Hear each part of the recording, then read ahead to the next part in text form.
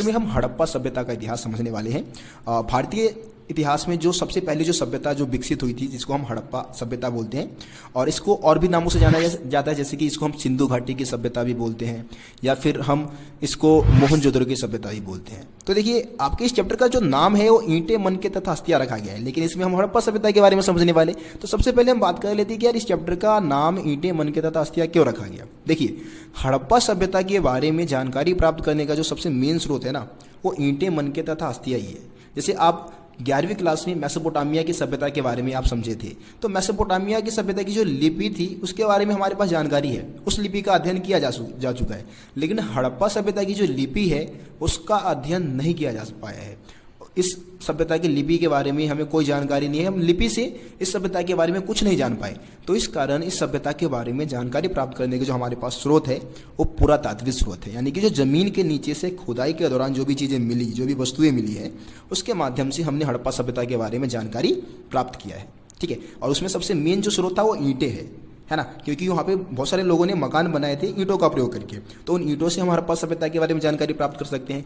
मनकों से, है ना, मन की आप समझती है औरतें जो पहनती है। इसके अलावा अस्थियां यानी कि कंकाल वगैरह जो मिले हैं खुदाई के दौरान जमीन के नीचे से, उसके माध्यम से हम हड़प्पा सभ्यता के बारे में जानकारी प्राप्त कर पाए हैं। इसीलिए चैप्टर का नाम हड़प्पा सभ्यता ना रख के ईंटें, मनके तथा अस्थियां रखा गया है। अब सबसे पहले हम बात करते हैं कि यार जो हड़प्पा सभ्यता है उसको हम हड़प्पा सभ्यता या मतलब हड़प्पा सभ्यता के नाम से ही क्यों जानते हैं। तो इसके पीछे का मेन कारण यह है कि सबसे पहले जो खोजा गया जो जगह था हड़प्पा सभ्यता का, सबसे पहले जो खोजा गया स्थल जो है वो हड़प्पा ही था। सबसे पहले हड़प्पा में ही खनन कार्य किया गया था 1921 में, और दयाराम साहनी ने सबसे पहले हड़प्पा से ही कुछ मोहर खोज निकाली थी। जो हड़प्पाई मोहर है ना, वो सबसे पहले हड़प्पा से ही पाई गई थी। इसीलिए इस सभ्यता का जो नामकरण है वो हड़प्पा नामक स्थल के ऊपर किया गया है। सबसे पहले खोजा गया जगह हड़प्पा ही था। उसके बाद हम बात कर लेते हैं इसको सिंधु घाटी की सभ्यता क्यों कहा जाता है। तो सिंधु घाटी की सभ्यता कहे जाने के पीछे का मेन कारण क्या है कि सिंधु नदी के आसपास विकसित हुआ था यह सभ्यता, है ना, तो इसीलिए इसको हम सिंधु घाटी की सभ्यता ही बोलते हैं। मोहनजोदड़ो की सभ्यता क्यों बोलते हैं, तो भाई इस सभ्यता को जो सबसे विकसित और सबसे ज्यादा नियोजित और सबसे ज्यादा फेमस जो जगह था ना, वो मोहनजोदड़ो था, और इस कारण इस सभ्यता को हम मोहनजोदड़ो की सभ्यता भी बोलते हैं। देखिए, हड़प्पा की जो खोज है वो दयाराम साहनी ने 1921 में किया था। मोहनजोदड़ो की बात करें तो मोहनजोदड़ो की जो खोज है वो राखाल दास बनर्जी के द्वारा 1922 में किया गया था। मतलब जगह से सबसे पहली मोहरे खोज निकाली थी इन दोनों विद्वानों ने, दोनों पुरातात्विदों ने। ठीक है, अब इस सभ्यता के बारे में जो पूरे विश्व को जानकारी दी गई थी वो 1924 में दी गई थी, और उस समय हमारे देश के जो पुरातात्विद सर्वेक्षण के जो डायरेक्टर जनरल थे वो जॉन मार्शल थे। जॉन मार्शल सबसे प्रमुख थे, और उनके अंडर में ही रह के दयाराम साहनी और राखाल दास बनर्जी काम कर रहे थे, और इन तीनों के मदद से ही हड़प्पा सभ्यता की खोज की घोषणा पूरी दुनिया के सामने 1924 में की गई थी। तो यहाँ पे दो चीजें आपको, दो डेट याद रखना है। एक तो भाई हड़प्पा सभ्यता की खोज कब हुई, तो आपको 1921 का डेट बताना है, और दूसरी कि भाई पूरी दुनिया के सामने हड़प्पा सभ्यता के बारे में जानकारी कब प्रस्तुत की गई या पूरी दुनिया को हड़प्पा सभ्यता के बारे में कब बताया गया, तो 1924 का डेट आपको बताना है। ठीक है, तो ये चीज आप याद रखिए। अब देखिए दोस्तों, हुआ क्या कि जब अंग्रेजों का आगमन भारत में हुआ ना, तो अंग्रेजों ने बोला कि यार भारत के लोग तो सभ्य है ही नहीं और ना कभी सभ्य थे। सभ्यता का मतलब क्या है, देखिए यहाँ पे सभ्यता का मतलब ये है कि यार लोग अच्छे कपड़े पहने, अच्छे मकान में रहे, अच्छी भाषा बोले, है ना, अच्छा खान पान हो उनका, वो सभ्य है। अंग्रेजों के लिए सभ्यता का मतलब यही था कि भाई अच्छे मकान में लोग रहे, है ना, इंग्लिश बोले या फिर अच्छी भाषा का प्रयोग करे, अच्छे कपड़े पहने, तो वो क्या है, सभ्य है। लेकिन अंग्रेजों को ऐसा लगता था कि भारतीय लोग कभी सभ्य थे ही नहीं, क्योंकि वो ज़्यादातर आदिवासी कबीलों में जाते थे, और आदिवासी लोग पता ही आपको कैसे किस तरीके से रहते थे, केले का पत्ता लपेट लिया और हुला लाला कर रहे हैं, इस तरीके से आदिवासी लोगों का जीवन था। और बहुत सारे आदिवासी कबीले हमारे देश में उस समय मौजूद थे जब अंग्रेजों का आगमन भारत में हुआ था। तो इस कारण उनका कहना यह था कि भारत के लोग इतिहास में कभी सभ्य नहीं थे। लेकिन जब हड़प्पा सभ्यता की खोज हुई 1921 में, तो अंग्रेजों की सोच पूरी तरीके से बदल गई। अंग्रेजों को विश्वास हो गया कि यार भारत के लोग भी आज से लगभग 5000 साल पहले, अगर डेट निकाले कि 2600 ईसा पूर्व पहले हड़प्पा सभ्यता का विकास हुआ था। हड़प्पा सभ्यता का समय काल क्या है, 2600 ईसा पूर्व से लेके 1900 ईसा पूर्व इस सभ्यता का समय काल माना जाता है।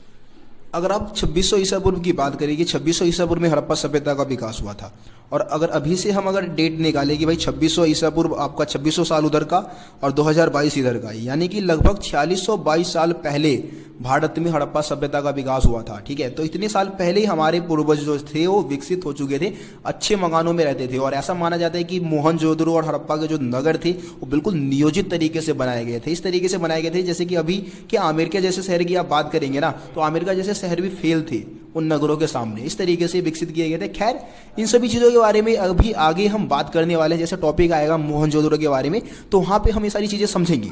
अभी हम बात कर लेते हैं कि यार हड़प्पा सभ्यता के बारे में हमारे पास जानकारी प्राप्त करने के स्रोत कौन कौन से हैं। देखिए, ऊपर तो मैंने 3 स्रोत आपको बता दिया, 3 ऐसे स्रोत जैसे कि ईंटें, मनके और अस्थियां, जिससे कि हमें हड़प्पा सभ्यता के बारे में जानकारी प्राप्त हो जाती है।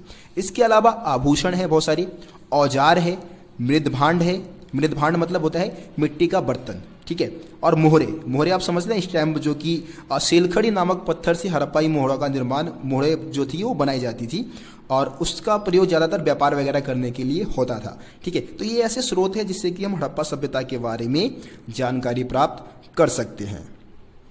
और मेन चीज़ आपको पता है कि भाई हड़प्पा सभ्यता की लिपि का अध्ययन अभी तक नहीं किया जा चुका है। ठीक है, अब लिपि का कुछ चित्र है, मैं आपको दिखाता हूँ यहाँ पे। आपको बताना है कि भाई इस चित्र को देख के आप क्या समझते हैं। ठीक है, आप कमेंट में जरूर बताएं कि भाई ये चित्र से आपको क्या समझ में आता है। वैसे भाई विद्वान इस लिपि का अर्थ अभी तक नहीं निकाल पाए हैं, अगर आप अर्थ निकाल देते हैं तो इतिहास के पन्नों पे आपका नाम मैं दर्ज करवा दूंगा। ठीक है, कमेंट में आप जरूर बताइए कि भाई इस चित्र से आप क्या समझते हैं। ठीक है, अब आगे बढ़ते हैं, अगले टॉपिक की हम बात कर लेते हैं। दोस्तों, अब हम बात करते हैं हड़प्पा सभ्यता का विभाजन। अगर आप अपने एनसीईआरटी बुक में सबसे पहला टॉपिक देखें जो है आरंभ, उसमें बताया गया है कि हड़प्पा सभ्यता को हम 2 भागों में बांट के अध्ययन करते हैं, एक तो पूर्ववर्ती हड़प्पा सभ्यता और एक विकसित हड़प्पा सभ्यता। ठीक है, जैसे कि मैंने आपको पहले ही बताया कि भाई हड़प्पा सभ्यता का जो समय काल है वो 2600 ईसा पूर्व से लेकर 1900 ईसा पूर्व है ना। तो ये आपको पता है कि हड़प्पा सभ्यता के लोग बहुत ही अच्छे विकसित नगरों में रहते थे, अच्छी इमारतों में रहते थे, अच्छे मकान में रहते थे, लेकिन एकदम से वहाँ के लोग विकसित तो हुए नहीं होंगे, है ना। विकसित होने में बहुत ज़्यादा समय तो लगा होगा ना।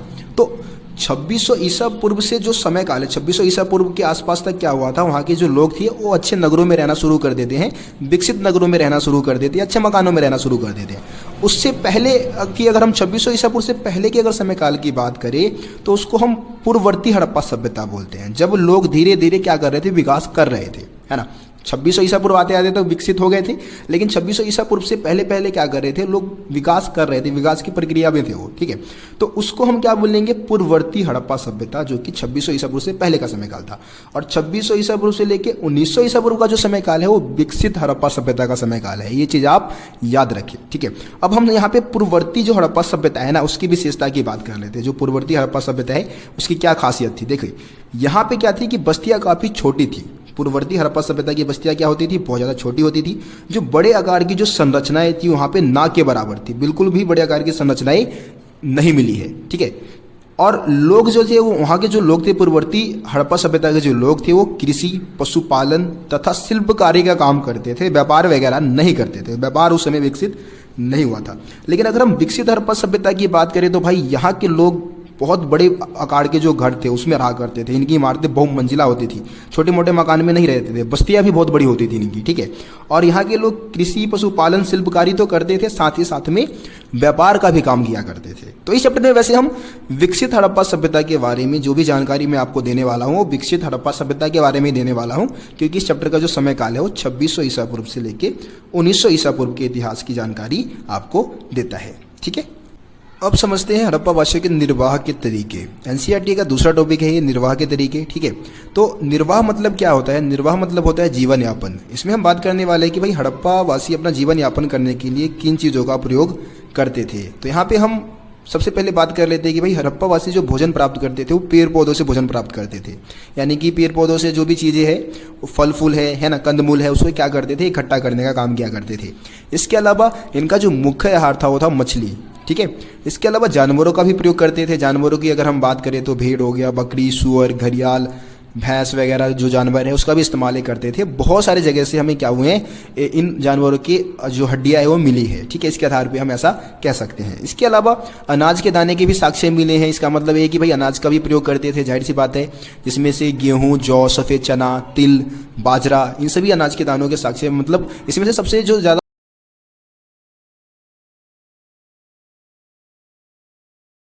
के दाने के साक्ष्य मिले, बाजरे के जो दाने के जो साक्ष्य मिले वो गुजरात से मिले हैं, ठीक है। इसके अलावा चावल के दाने जो है वो काफ़ी कम मात्रा में पाए गए हैं और खुदाई के दौरान उसके जो साक्ष्य है वो कम मिले हैं, ठीक है। इस बात को दर्शाता है कि चावल का इस्तेमाल हो सकता है वो कम करते होंगे, ठीक। अब देखिए यहाँ पे ये जो आहार संबंधी जो जानकारी है, उनके भोजन के बारे में जो जानकारी प्राप्त करने के लिए जो पुरातात्विद हमारे सहायता करते हैं, उसमें एक तो पुरा वनस्पतिज्ञ होते हैं। ये पुरा वनस्पतिज्ञ होते क्या है, कौन है? देखिए, पुरा वनस्पतिज्ञ ऐसे पुरातात्विदों को कहा जाता है जो वनस्पति का अध्ययन करते हैं, ठीक है, पेड़ पौधों का अध्ययन करते हैं, पुराने समय के जो पेड़ पौधे थे उसके बारे में जानकारी जुटाते हैं। इसके अलावा जो पुरा प्राणी वैज्ञानिक होते हैं वो क्या करते हैं, पुराने समय के जो जीव जंतु है उस पर रिसर्च करते हैं, उसके बारे में हमें जानकारी देते हैं, वो पूरा प्राणी वैज्ञानिक है। तो हड़प्पावासी जिन जानवरों का इस्तेमाल करते थे उसके बारे में हमें जानकारी जो देने वाले हैं वो पूरा प्राणी वैज्ञानिक हो गए, है ना। और जो अनाज के दानों के बारे में हमें जानकारी देंगे वो कौन हो जाएंगे, पूरा वनस्पतिज्ञ, ठीक है। तो ये चीज़ भी आप याद रखिए। अब आगे बढ़ते हैं। हड़प्पावासियों की कृषि प्रौद्योगिकी। देखिए, अगर हम हड़प्पावासियों की कृषि प्रौद्योगिकी की बात करें तो सबसे पहले आपको यहाँ पे प्रौद्योगिकी का मतलब समझना है। प्रौद्योगिकी का मतलब होता है क्या? देखिए, प्रौद्योगिकी मतलब है तकनीक, टेक्नोलॉजी, है ना। खेती करने के लिए हड़प्पावासी कौन कौन से तरीकों का इस्तेमाल करते थे उसी को हम कृषि प्रौद्योगिकी में समझेंगे, ठीक है। तो यहाँ पे सबसे पहले आप बताएंगे बैलों का प्रयोग खेती करने के लिए। जाहिर सी बात है कि पुराने समय में, अब हड़प्पा सभ्यता आज से लगभग 4600 वर्ष हम पहले की बात कर रहे हैं, तो उस समय बैलों का इस्तेमाल होता होगा, जाहिर सी बात है ना। अब साक्ष्य के रूप में वृषभ आप चित्र में देख पा रहे होंगे कि इस जानवर के साक्ष्य भी हमें मिले हैं। इसके आधार पर कह सकते हैं कि भाई बैलों का इस्तेमाल हड़प्पावासी खेतों को जोतने के लिए करते थे। उसके बाद है हलों का प्रयोग। तो जाहिर सी बात है भाई हलों का इस्तेमाल होता होगा। अब देखिए, अगर साक्ष्य की बात करें तो चोलिस्तान और बनावली जैसे जो जगह है, बनावली हरियाणा में है, ठीक है, यहाँ से क्या मिले हैं, मिट्टी के जो हल के प्रारूप है वो मिली है, मिट्टी के हल के साक्ष्य मिले हैं चोलिस्तान और बनावली से। अब कुछ बच्चे बोलेंगे कि यार मिट्टी के हलों का प्रयोग, क्या मिट्टी के हलों का प्रयोग करते होंगे हड़प्पावासी खेतों को जोतने के लिए? तो ऐसा नहीं है।